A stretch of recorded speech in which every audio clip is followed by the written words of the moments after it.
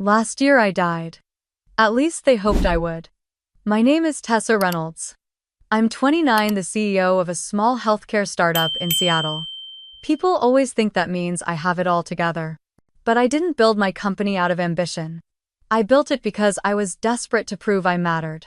Growing up in Portland, I did everything right.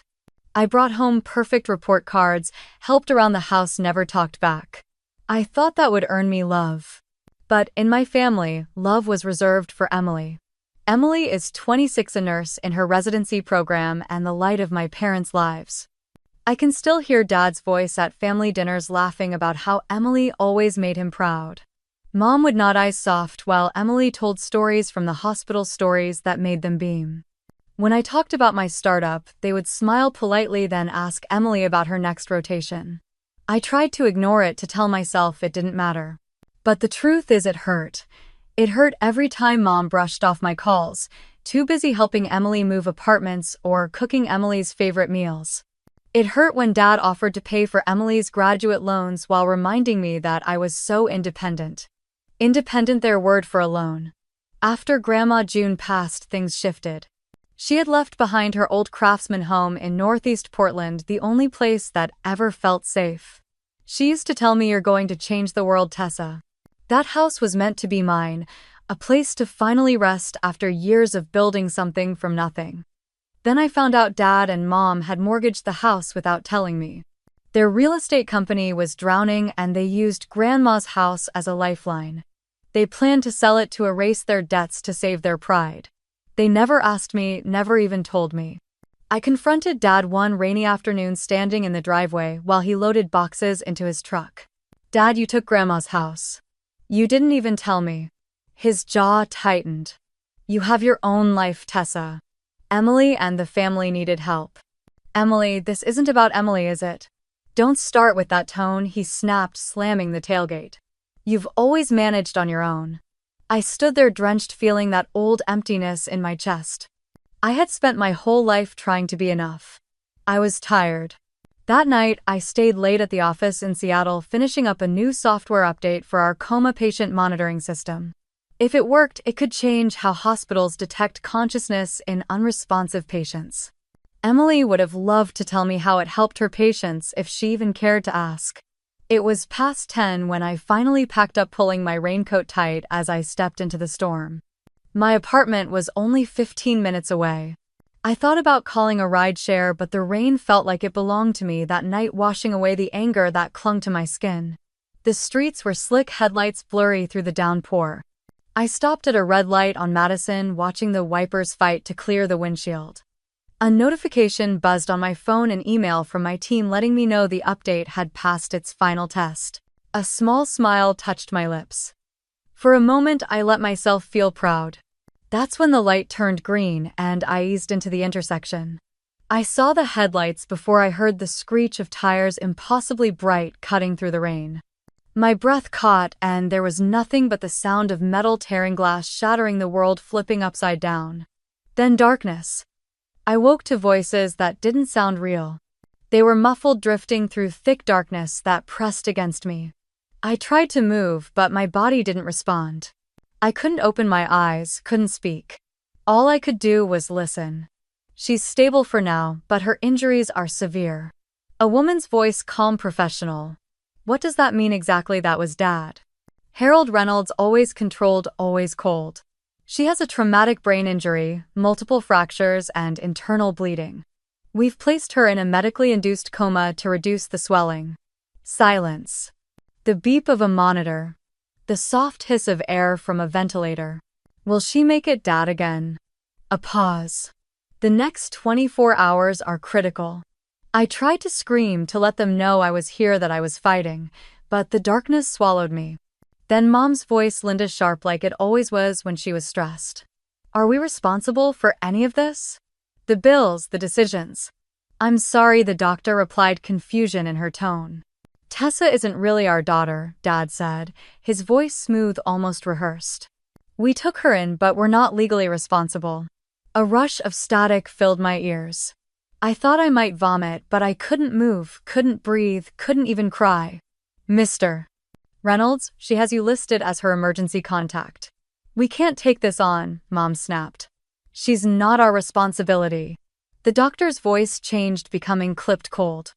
Without family consent, we will proceed under emergency authorization. That's your choice, Dad said. Footsteps. The door opening and closing. Silence. I was alone, trapped in a broken body with the truth crashing into me harder than the car that hit me. They wanted me gone. They wanted me out of their lives so they could keep the house, save their company, and keep pretending they were perfect parents to Emily. I don't know how long I floated in that darkness. Minutes, hours, days. I heard nurses moving around me, machines beeping, the rustle of paper. Once someone held my hand and a soft voice whispered, "You're not alone." I wanted to believe that. But in the darkness, all I could hear were their voices replaying over and over. She's not our responsibility. We owe her nothing. She isn't really our daughter. If you've ever wondered what betrayal feels like, it feels like being trapped in your own body, screaming with no sound, realizing the people you thought would fight for you would rather you died. Sometimes I heard Emily's voice, distant, shaking. "Is she going to be okay? She's stable," someone would say. Then silence. Was Emily fighting for me, or was she just there to watch me slip away? I didn't know. One night, the room was quiet except for the hum of machines and the rain tapping against the window. A nurse was humming softly as she adjusted my blankets. Her name was Megan, and her voice was the only warmth in that cold place. "Hang in there, Tessa," she whispered. "Don't let them win." I clung to that. I clung to her words like a lifeline, promising myself that if I made it out, I would never let them control me again. When the darkness would lift for a moment, I would see flashes of light, the white ceiling of the ICU, Megan's face above me, her dark eyes kind but tired. And I would remember. They left me. They left me to die. And as I drifted back into the dark, I made a promise. If I survived, I would make sure they regretted ever wishing I hadn't. What would you have done if you were me? Have you ever been in a situation like this? Share in the comments. Don't forget to like and subscribe for more stories like this. Because trust me, you'll want to hear what happened next. What would you do if you heard your own parents leaving you to die? The darkness was thick, pressing against every inch of me. I couldn't move, couldn't open my eyes, couldn't even twitch a finger. But I could hear every single word. The machines beeped steadily, a reminder that I was still here even if they didn't want me to be. "She's stable, but we need to move forward with surgery to reduce swelling," the doctor said, her voice calm. "How much is that going to cost?" Dad's voice. Harold Reynolds. Always about numbers, never about people. "It's not a small expense," the doctor replied. "But without it, her chances, she's not worth it." That was Mom, Linda Reynolds. Her voice tight, like she was discussing a late mortgage payment, not her daughter's life. My chest burned, but my body didn't move. "Mrs. Reynolds," the doctor said, sounding shocked. "You don't understand," Dad cut in. "We have another daughter, Emily. She's in med school, she's doing everything right. She deserves that house. She deserves the future. Tessa. She's always been difficult, always too much. Too much." The words echoed like a gunshot inside me. "We can't afford this," Mom snapped. "We're already losing the company, and now this. We're not bankrupting ourselves for her." "We will proceed under emergency authorization," the doctor said, her voice clipped, professional. "That's your choice," Dad said, his tone final. Footsteps, the sound of the door closing. The beep of the machine matched the pounding in my head. They left me. They actually left me. All I had ever done was try to be enough. I got scholarships so they wouldn't have to pay for college. I started my own company so I wouldn't ask them for help. I built something from nothing, hoping they would see me, hoping they would finally say they were proud. But in the end, I was just a burden. She's not worth it. They didn't know I could hear them. They didn't know that every word they said was carving itself into me deeper than any injury the crash could cause. I heard the nurse Megan, her quiet voice close to my ear. "You're not alone, Tessa," she whispered, adjusting the tubes near my face. "Don't you dare give up." I clung to her words like a drowning person clings to a lifeboat. But then, I heard them again outside my room, voices hushed but clear enough. "The house will sell for at least $800," Dad said. "That will cover the debts," Mom replied, sounding relieved. What about Emily? She's fine with it. She knows it's to save the family. She knows Tessa would want that. I wanted to scream. I wanted to tell them I didn't want that the house was all I had left of Grandma June, the only place that felt like safety. But I couldn't. They were selling my future, my memories, everything I had left, and justifying it by saying I would have wanted it. I was nothing to them but an obstacle. If you've ever wondered what betrayal feels like, it's the sound of your parents planning to sell your life while you're too broken to stop them. It's the sound of your mother saying you're not worth saving. It's the silence that follows when you realize no one is coming to fight for you. Not even your own family. The rain tapped against the window, steady, uncaring, while they continued to discuss selling the house, saving the company, and letting me go. And in that darkness, I made a promise to myself. If I survived this, I would never let them destroy me again.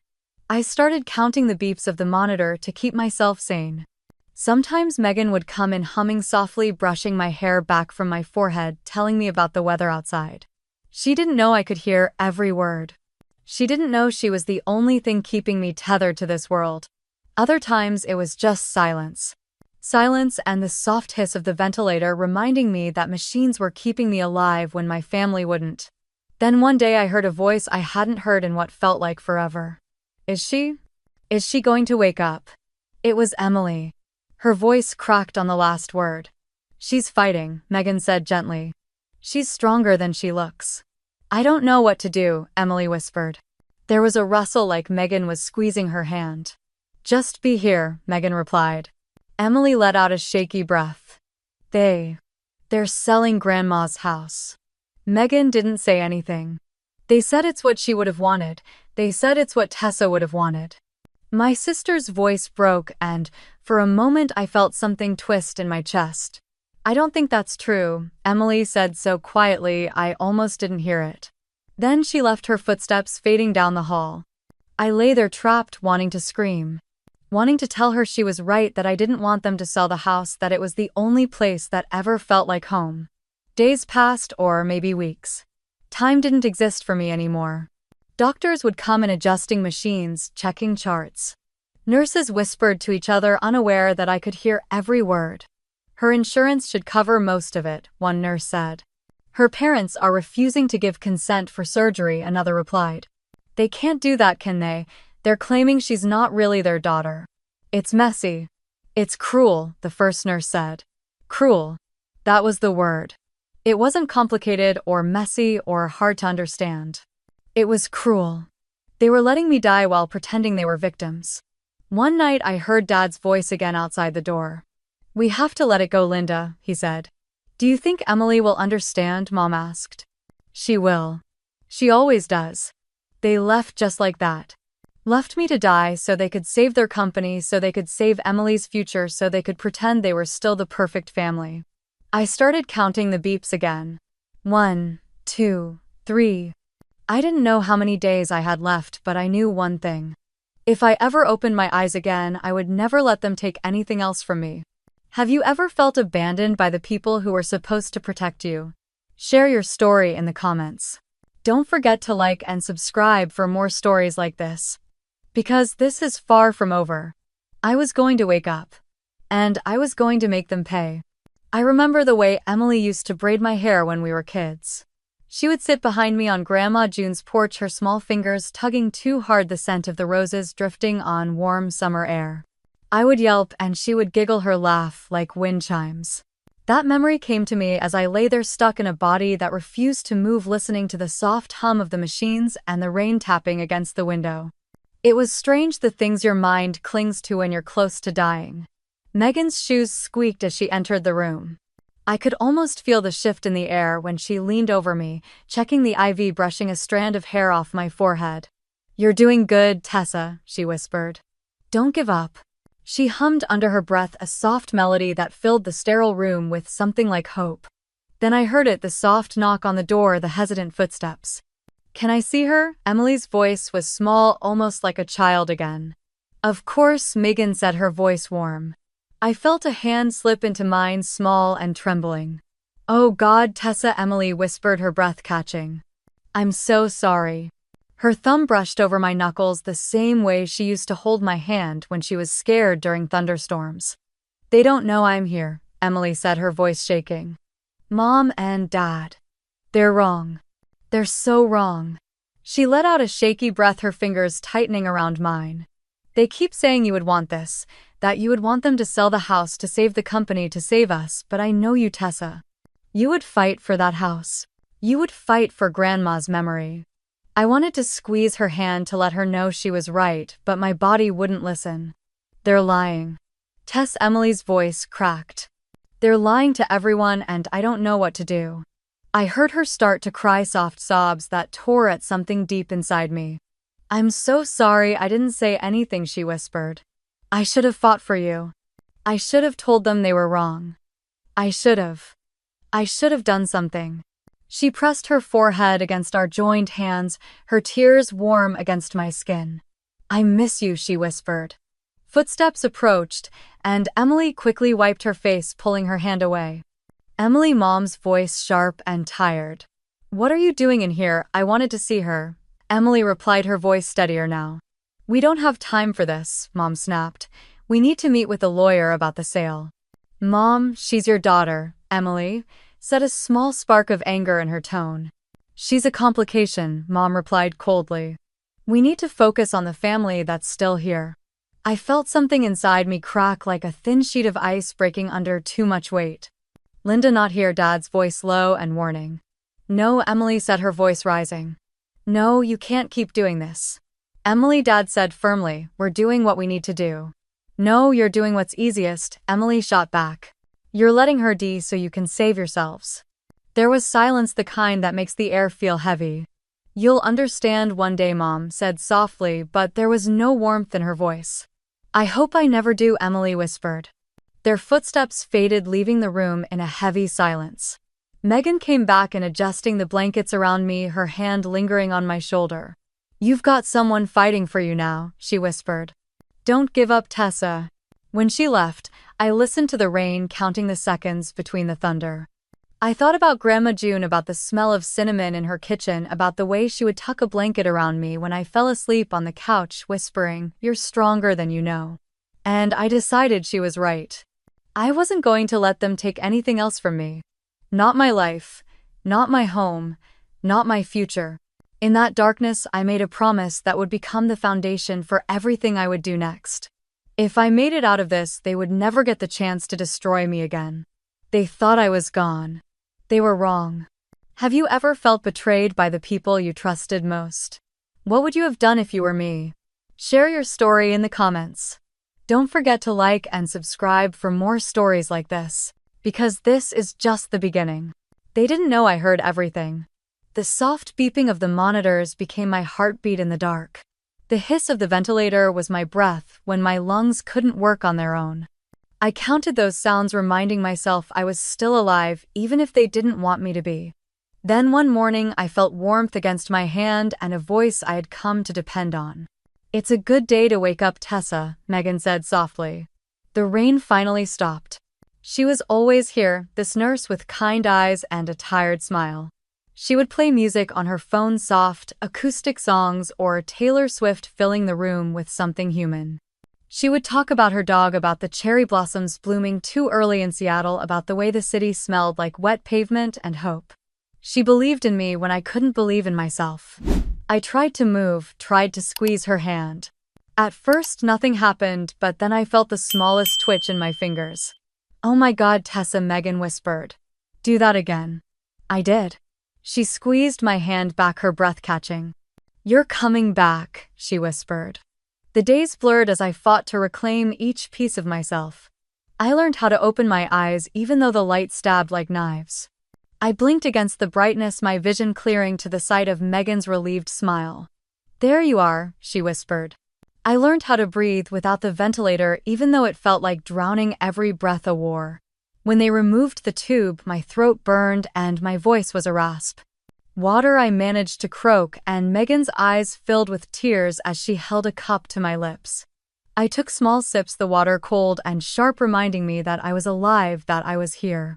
They moved me to a recovery room, the machines replaced by quiet, the only sounds my ragged breaths and the soft hum of Megan's phone when she played music to fill the silence. One morning, she brought in a small radio, setting it on the windowsill. "You need some motivation," she said, turning the dial until a soft indie song filled the room. I listened, letting the music soak into the cracks of me that still felt broken. Every day, physical therapy started. They lifted me from the bed, my body screaming in protest, my vision going white with pain. Again I whispered, gripping the walker until my knuckles turned white. Megan stood beside me, her hand on my shoulder. "You're stronger than you think, Tessa," she said. Each step was fire through my ribs, pain tearing down my spine. But I took another step, then another, until I stood on my own, sweat dripping down my back, tears in my eyes. "I'm here," I whispered to myself. "I'm still here."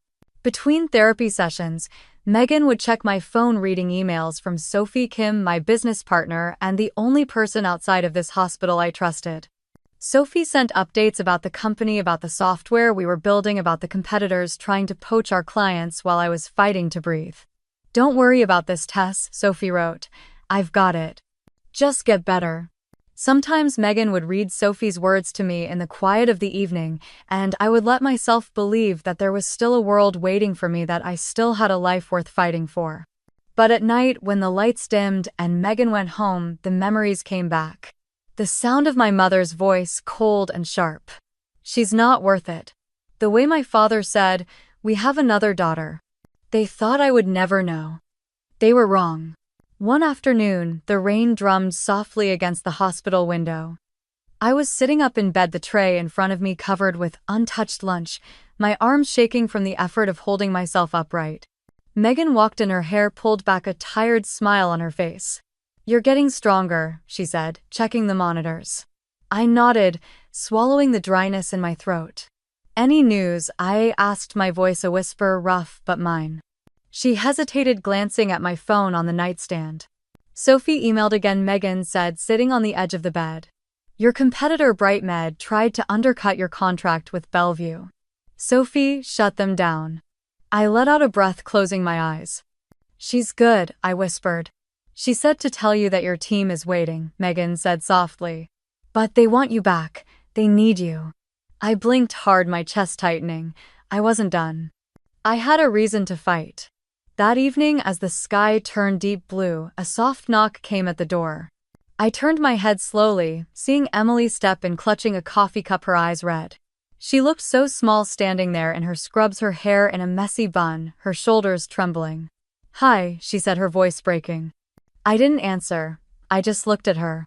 She stepped closer, her fingers tightening around the coffee cup. I didn't know what to say," Emily whispered.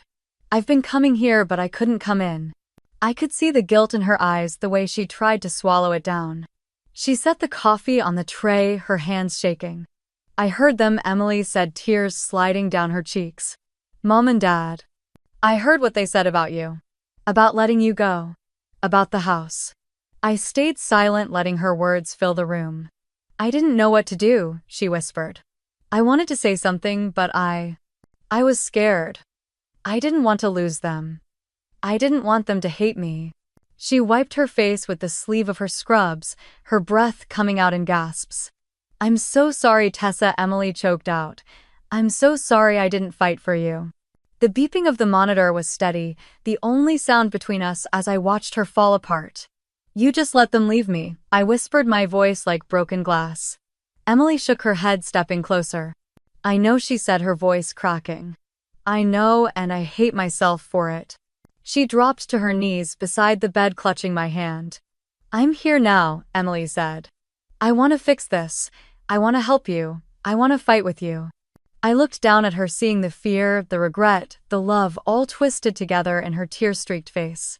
I let the silence hang between us, letting her words sink in, letting her feel the weight of what she had done, of what she hadn't done. Then I squeezed her hand, my grip weak, but enough. She looked up, hope flickering in her eyes. I took a shaky breath, my heart pounding. "Emily," I whispered, my voice steady now. "Are you going to stand with me? Have you ever had to ask someone if they would finally choose you? Would you forgive them?" Share your story in the comments. Don't forget to like and subscribe for more stories like this. Because the moment she answered would change everything. Emily's fingers tightened around mine, her nails digging in as if she was afraid I would slip away. I know you hate me, she whispered, her voice shaking. You have every right to. I looked at her, really looked at her the way I hadn't in years. She was my little sister, the one who used to follow me around the backyard, begging me to push her on the swing, the one who would sneak into my room when she had nightmares. But she was also the one who stood silent while Mom and Dad decided I wasn't worth saving. You should have said something. I whispered, each word costing me breath. You should have fought. Emily nodded, tears dripping onto the blanket. I know, she said, her shoulders trembling. I was weak, Tessa. I wanted to believe them when they said you'd want them to save the family. I wanted to believe it because it meant I didn't have to choose. I swallowed the memory of their voices, cold and final, slicing through me. You didn't have to choose, I echoed, my voice rising, my chest burning with every word. You did choose. You chose them. Emily flinched, pressing a hand to her mouth as she sobbed. I know, she choked out. I know, and I will regret it for the rest of my life. I closed my eyes, trying to steady the shaking in my arms, the pain that pulsed through my ribs. I opened them again, forcing myself to hold her gaze. I heard everything I said, my voice calm, now cold. Every word they said. Every word you didn't. Emily's eyes widened, horror flashing across her face.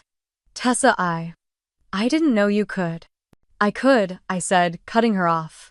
I heard Mom say I wasn't worth it. I heard Dad say you were the one who mattered.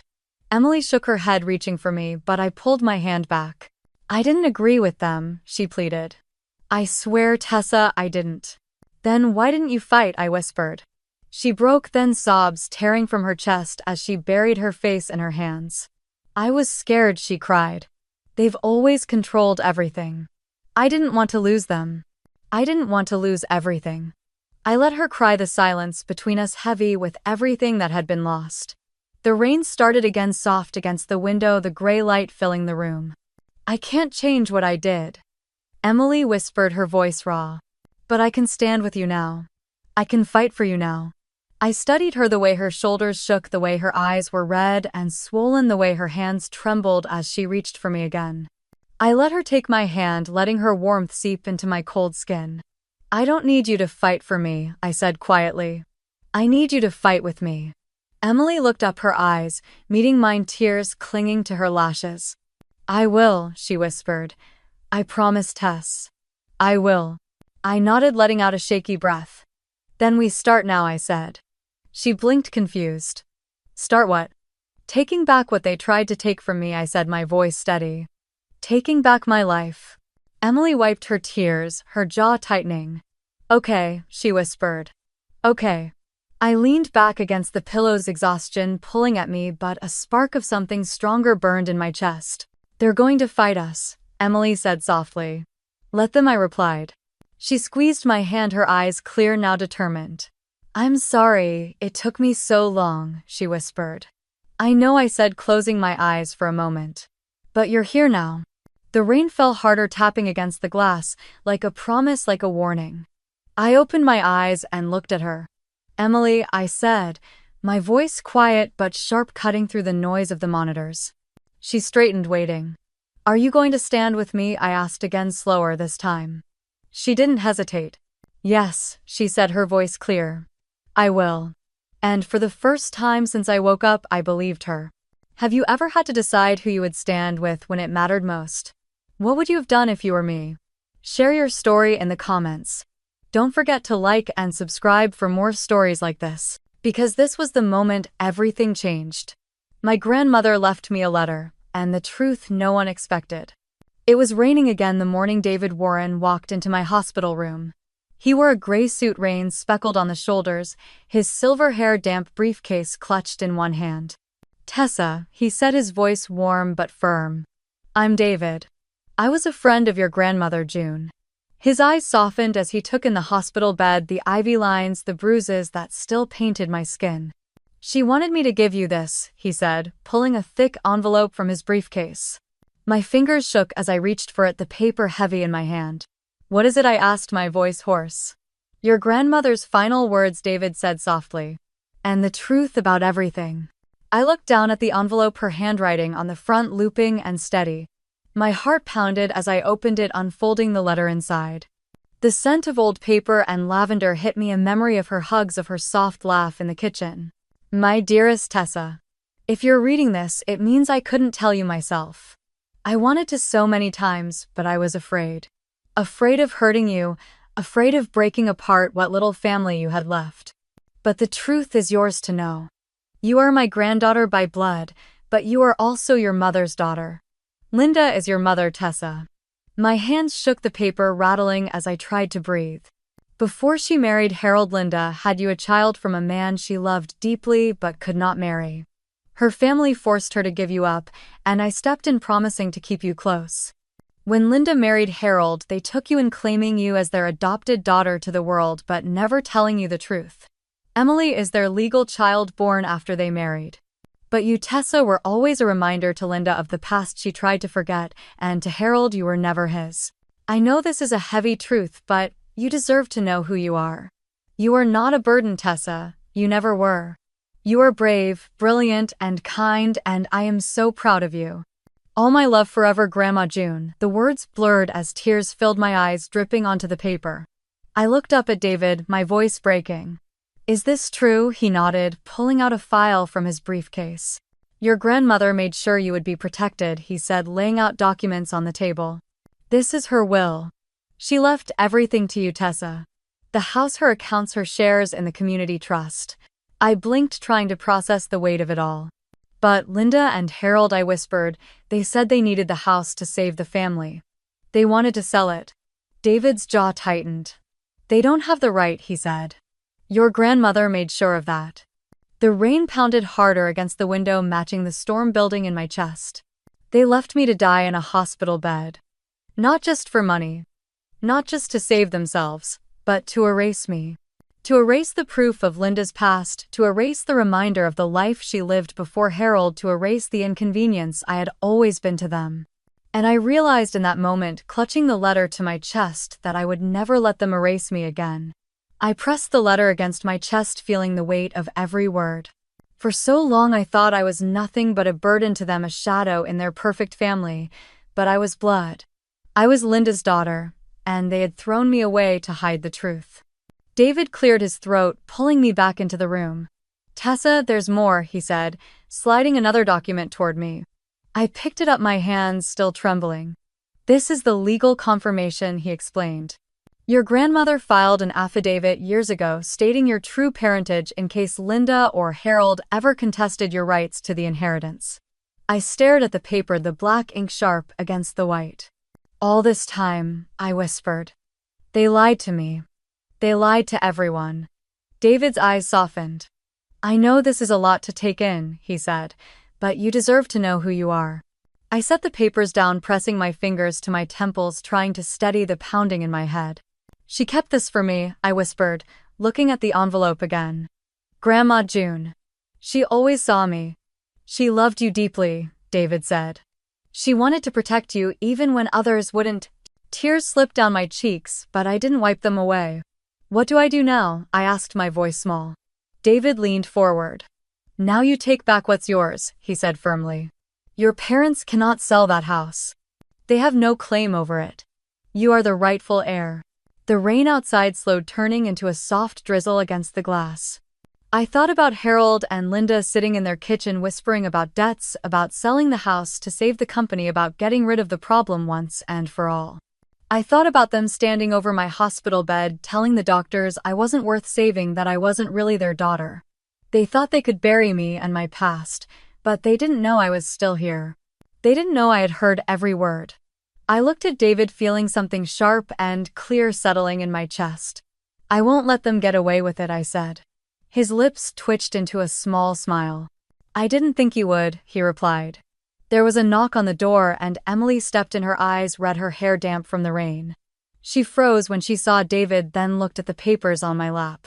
What's going on? She asked quietly.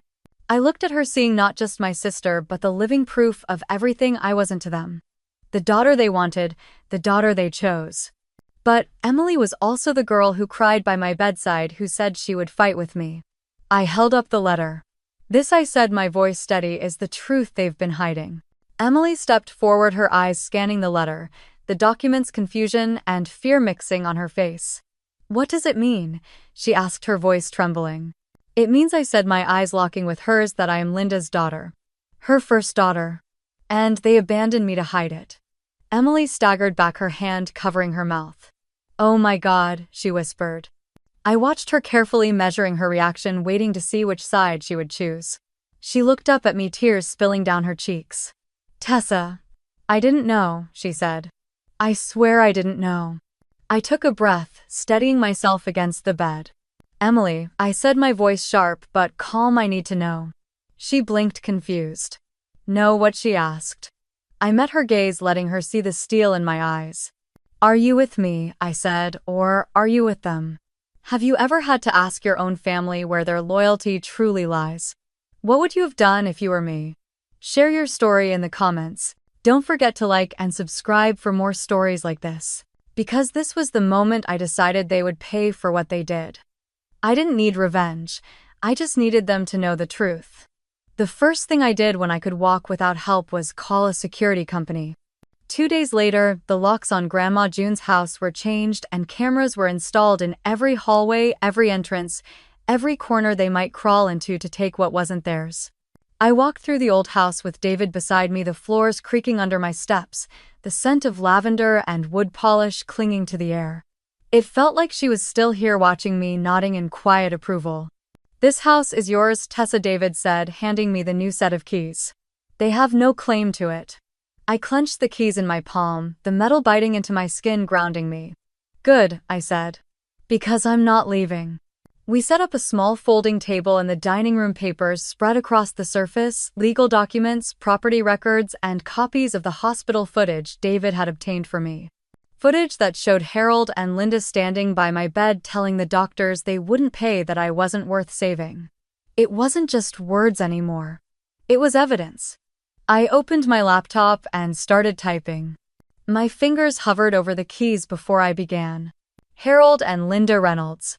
You once told the doctors I wasn't your responsibility. You once decided I wasn't worth saving. You once thought you could erase me to protect yourselves. Attached is a USB drive containing video proof of your words, your betrayal, your choice to abandon me. Enclosed are legal documents proving I am the rightful heir to June Reynolds' estate, including this house you intend to steal. I am not asking for your love. I am not asking for your forgiveness. I am informing you that your lies end here. If you continue to pursue this house, if you continue to take what isn't yours, I will make this video public. Not to shame you. Not to ruin you. But to show the world who you truly are. This is your final warning. Tessa. I signed it, printed it, and slipped it into an envelope along with the USB drive. David watched me, his expression unreadable. You're sure about this? He asked. I looked around the room at the light streaming through the stained glass windows, at the fireplace where Grandma June would read to me at night. Yes, I said. I'm sure. He nodded, taking the envelope from me. I'll make sure it's waiting here the day they arrive, David said. I closed my laptop, my heart pounding but steady. This wasn't revenge. This was truth. This was reclaiming the life they tried to erase. The morning they were supposed to arrive, I stood in the foyer of Grandma June's house, the keys cold in my hand. Rain tapped against the windows, soft but relentless, like a drum counting down. David texted me to confirm the letter, and USB were in place on the dining table, right where Harold and Linda would see it the moment they stepped through the door. I walked through the house slowly, checking each room, each camera light blinking, green, recording every second, every word, every lie they might try to spin. In the kitchen, I ran my hand over the counter where Grandma used to bake cookies, the faint scent of cinnamon still buried in the wood. They will see this house is mine, I whispered. An hour later, I saw Emily's car pull into the driveway. She stepped out, clutching her phone, her eyes finding me through the window. She knocked once before pushing the door open, rain dripping from her hair. Tessa, she said, breathless, you can't do this. I crossed my arms, leaning against the hallway wall. Can't do what? I asked calmly. You can't send them that video, Emily pleaded. You can't. You can't destroy them like this. I studied her, the way her hands trembled, the way her eyes were red from crying. They destroyed themselves, I said, my voice even. I'm just letting them see it. Emily stepped closer, her eyes desperate. Please, she whispered. Mom will fall apart. Dad will. He'll lose everything. Their friends, their business. Everything. They chose that, I said. When they left me to die. Emily shook her head, tears spilling down her cheeks. I know what they did was wrong, she sobbed. I know, and I'm not asking you to forgive them, but please don't do this. I felt something tighten in my chest, old memories of us building pillow forts, of me holding her hand on her first day of school, of her whispering my name when she had nightmares. But that girl was gone, and so was the sister I thought I had. This is not about revenge, Emily, I said, my voice sharp. This is about truth. She wiped her tears with the back of her hand. They're our parents, she said, her voice cracking. No, I said, stepping closer. They're your parents. Emily flinched as if I had struck her. Tessa, please, she whispered again, don't make this public. I stared at her, seeing the fear, the conflict in her eyes, the way she was torn between the family she loved and the truth she could no longer deny. They will have a choice, I said, my voice calm, clear. They can walk away, leave this house, and never look back. Or I will release that video and they will watch the life they built on lies crumble around them. Emily sank into a chair, burying her face in her hands. I don't want to lose you, she whispered through her tears. I looked at her, my heart heavy but steady. If they want to save themselves, I said softly, they will have to beg me. Emily lifted her head, her eyes wide, her breath catching. Tessa, please, she said one last time. But I turned away, walking toward the window as Harold and Linda's car pulled into the driveway. Have you ever had to choose between protecting the truth and protecting your family's lies? What would you have done if you were me? Share your story in the comments. Don't forget to like and subscribe for more stories like this. Because this was the moment they would finally learn who I really was. They thought they had won. Until they read the letter. I watched from the upstairs hallway camera as Harold's black SUV pulled into Grandma June's driveway. The engine cut off, the silence stretching as they sat inside. Linda was the first to step out, clutching her purse like a shield, her eyes scanning the front porch. Harold followed, checking his watch, his jaw tight. Emily trailed behind them, her hair tied back, her hands in her pockets, shoulders tense. Harold tried the front door, rattling the handle, confusion flashing across his face when it didn't open. The locks, he muttered, pulling out his phone. She changed the damn locks. Linda knocked sharply, as if the house would suddenly obey her command. When nothing happened, Harold pulled out the spare key they had hidden under the porch light, but it didn't fit. She can't do this, Linda hissed, her voice rising. She already did, Emily whispered. They moved around to the side door, then the back, finding every lock changed, every entrance secured. I imagined Harold's face turning red, Linda's eyes darting with fear. Finally, Harold pulled out the emergency contact card David left for them, and a security guard arrived to let them in under David's instructions, watching them with cool detachment. The moment they stepped inside, they saw the camera's small black eyes blinking quietly in the corners of every room. What the hell is this? Harold snapped, looking up at one, pointing. She's watching us, Linda whispered, her voice shaking. Emily stepped further into the house, her eyes catching the white envelope on the dining table, the words Tessa Reynolds written in my neat handwriting. She froze, swallowing hard. Harold snatched it up, tearing the envelope open with shaking hands. The letter unfolded, his eyes moving quickly across the words, the color draining from his face with each line. Linda stepped closer, trying to read over his shoulder. What does it say? She demanded. Harold didn't answer, his eyes stuck on the last line, his lips moving silently. Harold, what does it say? Linda's voice cracked, reaching for the letter. He let her take it, and I watched as her hands began to shake, the paper rattling as she read the truth I had written. When she reached the part about the USB, her knees buckled and she sank into one of Grandma June's dining chairs, her face pale, her lips trembling. Where is it? She whispered. Emily moved forward, spotting the small black USB drive resting next to the vase of lavender on the table. Her hand hovered over it before she picked it up. Emily, don't, Harold barked, reaching for it. But Emily stepped back, clutching it to her chest. I need to see it, she said, her voice tight. Linda sobbed, pressing a hand over her mouth, tears streaking her mascara. Don't, Linda pleaded. Please, Emily, don't play it. But Emily walked to the television, inserting the USB into the port. The screen flickered before showing the hospital room, the cold fluorescent lights, the machines beeping steadily. Then their voices filled the room. She's not worth it. She's not really our daughter. We don't owe her anything. Linda let out a strangled cry, shaking her head, covering her ears as if she could block out the truth.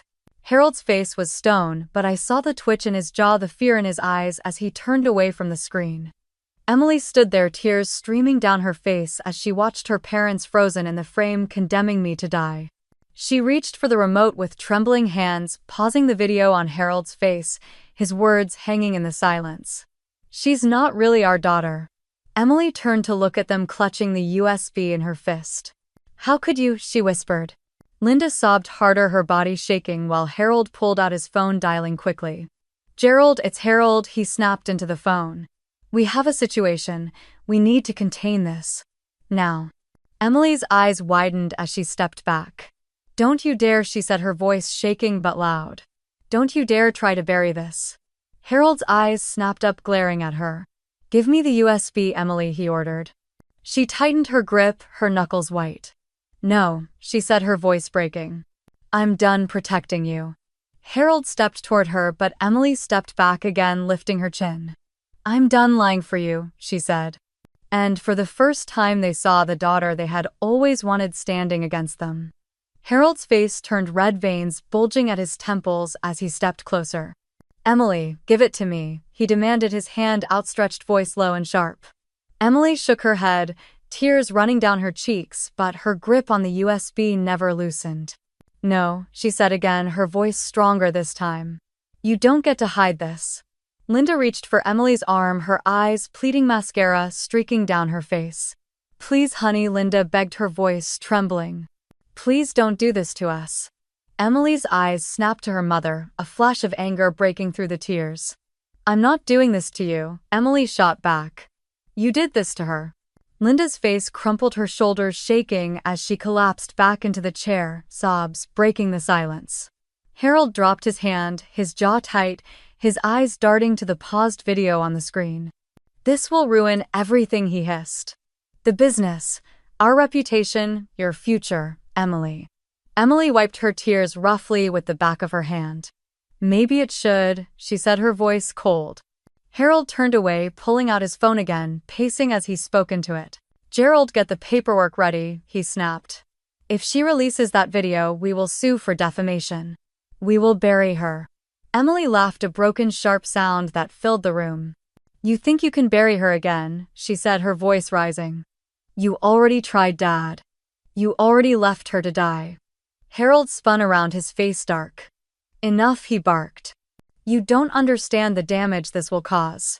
I understand perfectly, Emily said, clutching the USB. I'm done pretending. Linda lifted her head, her eyes red and swollen. Emily, please, she whispered, we're your parents. Emily's lips trembled, but she shook her head. You were supposed to be hers too, she said softly. Harold opened his mouth to argue, but his phone buzzed in his hand. He glanced at it, cursing under his breath before stepping out of the dining room to take the call.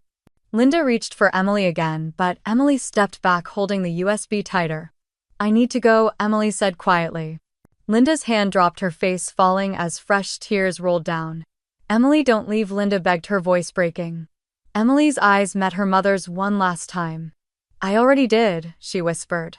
She turned and walked out of the house, the front door closing softly behind her. I was watching all of it from my phone, sitting on Grandma June's porch, the cold air biting at my skin, the Seattle sky heavy with gray clouds. My phone buzzed with a message. They're calling me, trying to get me to convince you to stop, Emily's text read. I stared at the words, the memory of their faces when they read the letter burning in my mind. Tell them to wait, I typed back. The three dots flickered for a moment before she responded. Okay. I slipped my phone into my pocket, leaning back against the porch railing, letting the cold wind fill my lungs. They thought they could silence me. They thought they could control her. They were wrong. Have you ever had to watch the truth destroy everything just to set yourself free? What would you have done if you were me? Share your story in the comments.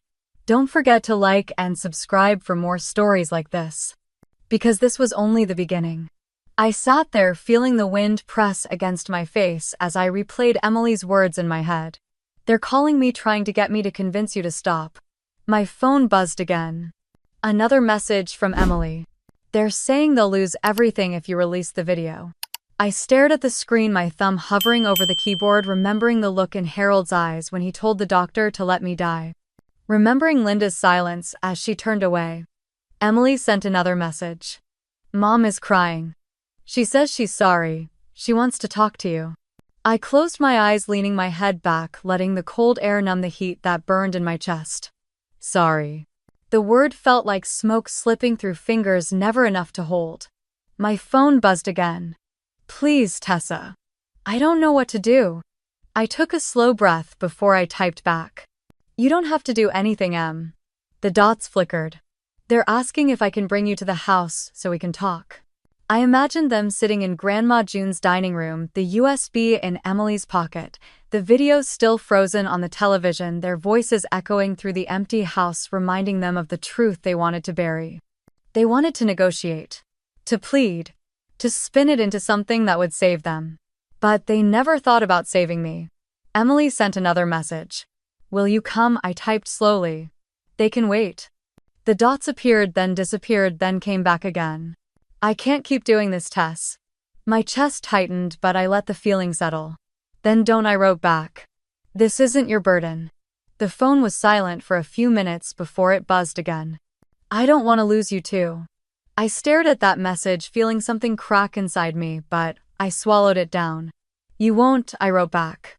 I slipped the phone back into my pocket, pushing myself off the porch, the wood creaking under my weight.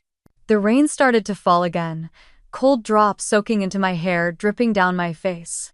I walked down the steps and into the grass, letting the rain wash over me, letting it soak through my clothes as the sky turned darker. I pulled out my phone and called David.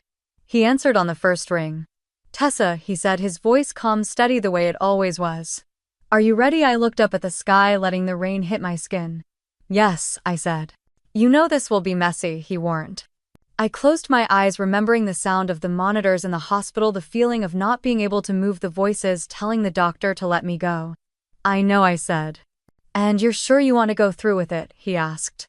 I opened my eyes, looking back at the house, at the windows that glowed with the warm light of the life Grandma June built for me. They were never going to stop, I said quietly. They were never going to let me live. David was silent for a moment before he spoke again.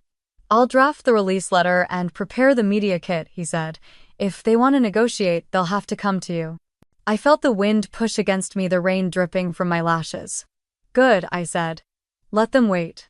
I ended the call, slipping the phone into my pocket, letting the rain drip from my hair onto my shoulders. My phone buzzed again, another message from Emily. They're scared, Tessa. I've never seen them like this. I could almost see her sitting in the car outside the house, clutching the USB, her hands shaking. They should be, I typed back. She didn't reply for a long time, and I didn't expect her to. I walked back to the porch, water dripping from my clothes onto the wood, leaving small dark spots. I sat down, pulling my knees to my chest, staring out at the dark street. The rain slowed to a drizzle, the clouds breaking just enough for the streetlights to reflect on the wet pavement. My phone buzzed one last time. They want me to ask you what it will take for you not to release the video. I let out a breath, steady and calm, feeling the cold seep into my bones. Tell them to think about what they did, I typed back, pressing send, because for once they would feel the weight of what they chose. Have you ever had to make a choice between peace and truth? What would you have done if you were me? Share your thoughts in the comments. Don't forget to like and subscribe for more stories like this. Because they were about to learn that I would not be erased again. They once left me to die. Now they need me to save them. I sat across the table in David's office, the polished wood reflecting the cold fluorescent lights. The air smelled like old books and rain-soaked wool from our coats. The door opened and Harold walked in first, shoulders hunched, suit, wrinkled hair thinner than I remembered. Linda followed, moving slower, her face pale, eyes sunken, clutching Emily's arm for balance. Emily's eyes were red, her face tight with worry as she helped Linda to the chair across from me. For a moment no one spoke. Only the ticking of the clock on the wall filled the silence. Harold cleared his throat, but his voice cracked when he finally spoke. "Tessa," he said, forcing a smile that never reached his eyes, "thank you for meeting us." I leaned back, folding my hands, letting the silence stretch until I saw him squirm. Linda's eyes welled with tears as she reached across the table. "Honey," she whispered, "we're in a difficult situation." I looked at her hand, then back at her face, saying nothing. Harold shifted in his seat, clearing his throat again. "The video," he began it. "It's caused some problems." I raised an eyebrow, still silent. "Our clients, our partners," he continued, "they've all pulled out. The media won't stop calling. We're on the verge of losing everything." Linda let out a sob, her shoulders shaking as Emily rubbed her back gently. "Tessa," Emily said softly, "Mom's sick. She needs surgery and their insurance was dropped because of the company's collapse." Linda's eyes met mine, pleading. "I need this surgery, Tessa," she whispered, tears slipping down her cheeks. "Please. We need your help." Harold's jaw clenched before he suddenly slid off the chair, dropping to his knees in front of me. "Tessa, please," he said, his voice cracking, eyes wet. "Help us. Help your mother." I looked down at him, remembering the sound of his voice when he told the doctor to let me die. "She's not our responsibility. She's not really our daughter." Now here he was on the floor, calling me his daughter when it was convenient, when it served him. Emily knelt beside him, grabbing my hand. "Tessa," she whispered, her voice shaking, "please. I know they don't deserve it, but Mom does. She's sick and she needs you." I stared at her, my chest tightening as memories of us as kids came flooding back, her tiny hand grabbing mine as we crossed the street, the nights she'd crawl into my bed after a nightmare. Linda sobbed, pressing her hands together in prayer. "Please, Tessa," she cried, "please, I'm begging you." Harold's head dropped, tears dripping onto the carpet. "We're begging you," he said quietly. I took a breath, steady and calm, letting the silence hold them there on their knees, waiting. I let the moment stretch, watching Harold's shoulders shake as he held back tears, his hands clutching the hem of my coat. Linda's sobs filled the room, the sound sharp and small, like something breaking over and over. "Tessa, we made mistakes." Harold choked out, looking up at me with eyes I didn't recognize. "We were scared, we didn't know what to do." Linda wiped her tears with shaking hands. "I thought I was protecting you," she whispered, her voice hoarse. "I thought letting you go was better than letting you live with our failures." Emily's eyes flicked between them and me, her hands twisting the fabric of her sweater. "Tessa, please don't let her die." Emily begged softly, tears pooling again. "I know you're hurt, I know they don't deserve your help, but please don't let her die." I glanced at David in the corner, watching quietly, his expression unreadable. The only sound was the ticking of the clock, the sound of Linda's uneven breaths, Harold's muffled weeping. "You want me to help you?" I asked, my voice quiet. Harold's head snapped up, hope flickering in his eyes. Yes, anything," he stammered. "Please, we'll do anything." I tilted my head, studying him, letting the weight of every memory sit between us. The hospital room. The cold beeping of the monitors. Their voices telling the doctor I wasn't worth saving. "Anything," I repeated, my voice flat. Linda nodded, desperately pressing her palms together. "Anything, Tessa, I swear," she cried. "I'll do anything to make it right." Emily swallowed hard, her hand trembling as she reached for mine again. "Please, Tess," she whispered, "if not for them, then for me." I looked into her eyes, seeing the fear, the hope, the desperation. For a brief moment, I saw the little sister who once believed I could fix anything. I let out a breath, slow and controlled. "Get up," I said, my voice low. Harold blinked, confusion crossing his face as he slowly stood, Linda clutching his arm to steady herself. I sat back in the chair, crossing my arms. "You will listen carefully," I said, letting each word drop heavy into the silence. "Because this isn't about saving you." They both froze, the hope in their faces flickering, waiting for what came next. "Because this isn't about saving you. This is about saving Emily." Linda's lips parted, confusion clouding her eyes, tears still hanging on her lashes. "What do you mean?" Harold asked, his voice cracking. I leaned forward, letting my elbows rest on my knees, letting them see the steel in my eyes. You abandoned me, I said calmly, but she never did. Emily's breath caught her hand gripping the chair as she looked at me, eyes wide and wet. You want me to help with the surgery, with the bills, with the mess you made with your company. I continued, letting each word hit them. Fine. Linda let out a sob of relief, sagging against Harold's side. But you will sign everything over to Emily, I said, my voice sharp, clear, unflinching. The house, what's left of the company, your assets. Harold's face went red, his mouth opening in protest. You can't be serious, he snapped, anger flashing in his eyes. I tilted my head, my expression flat.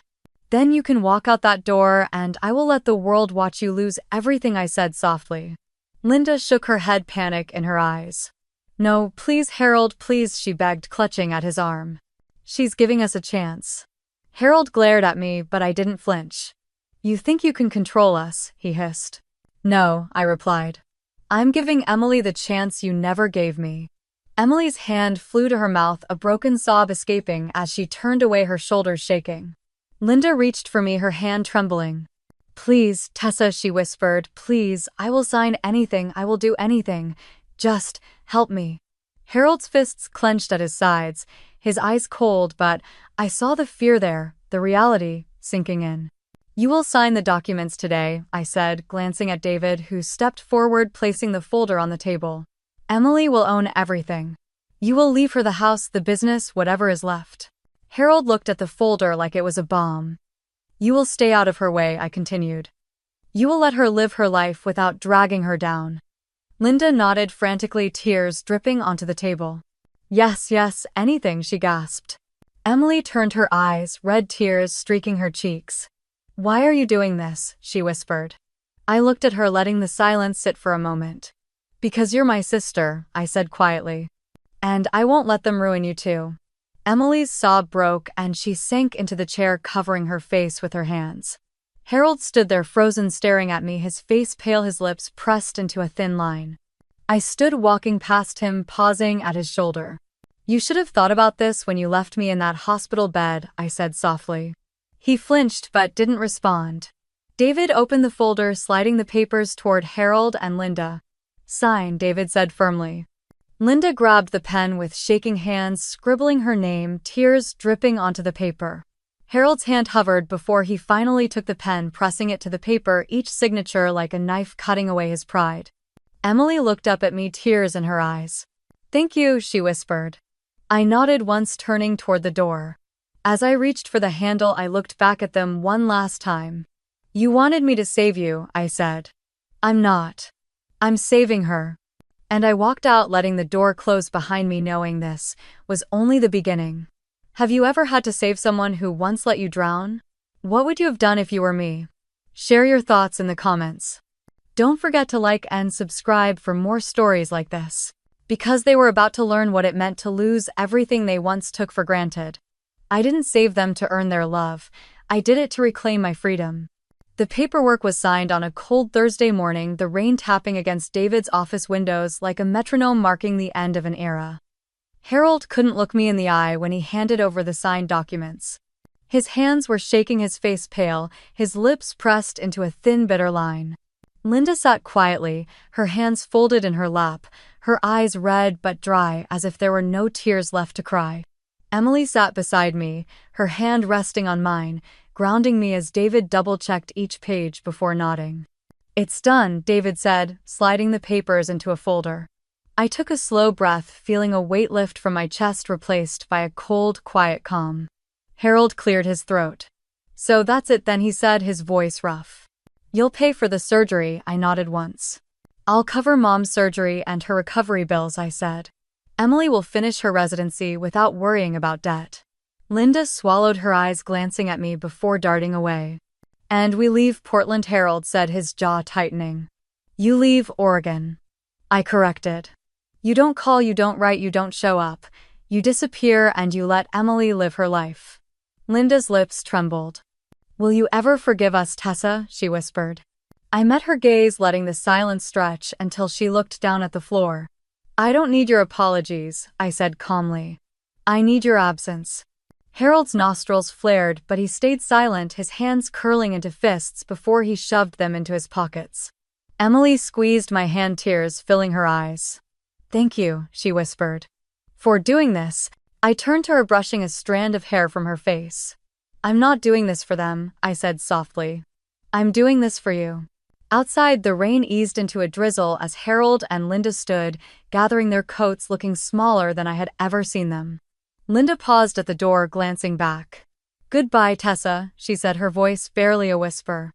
I didn't respond, and she turned away, following Harold out of the office, the door closing softly behind them. Emily let out a shaky breath, leaning into me, her tears wetting my sweater. "They're really gone," she whispered. I wrapped my arm around her, holding her close as she cried, the weight of years lifting off both our shoulders, making room for something new. We walked out of David's office into the crisp Portland air, the smell of rain clinging to the sidewalks as cars splashed through puddles. Emily slipped her hand into mine as we crossed the street, her grip warm, grounding me in a way I didn't know I needed. We didn't say much on the drive home, the windshield wipers ticking back and forth, a steady rhythm as the city passed by outside. When we pulled up to Grandma June's house, Emily let out a soft breath. "It feels different now," she said, her voice quiet. "It is different," I replied, shutting off the engine. Inside, the house felt warm, the scent of cinnamon and coffee still lingering from that morning. The floors creaked as we stepped in, but it felt like a promise, not a burden. Emily dropped her bag by the stairs and looked around, her eyes softening. "I still can't believe you're letting me stay here," she said. I shrugged, kicking off my shoes. "It's your home too," I said simply. She turned, tears forming again, but this time they were gentle, grateful.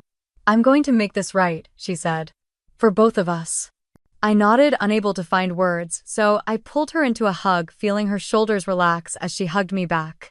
In the evenings, we sat on the porch, Emily studying for her residency exams, me answering emails from the board as our startup software rolled out to more hospitals across the country. Every ping of my inbox reminded me that what nearly destroyed me became the reason I saved others. We spent Sundays cleaning out the attic, sorting Grandma June's old boxes, laughing at photos of us in cheap Halloween costumes covered in chocolate and dirt. We cooked dinners together, Emily burning toast, while I overcooked the pasta, and we ended up ordering pizza, sitting on the kitchen floor, eating straight from the box. At night, I would lie in bed and listen to the quiet, the soft hum of the old radiator, the creaks of the house settling, the gentle reminder that I was safe.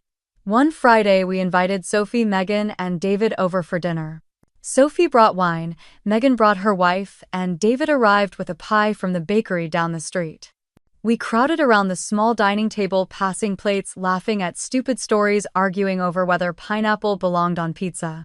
After dinner, Sophie lifted her glass, looking around the table. "To family," she said, her eyes glancing at me.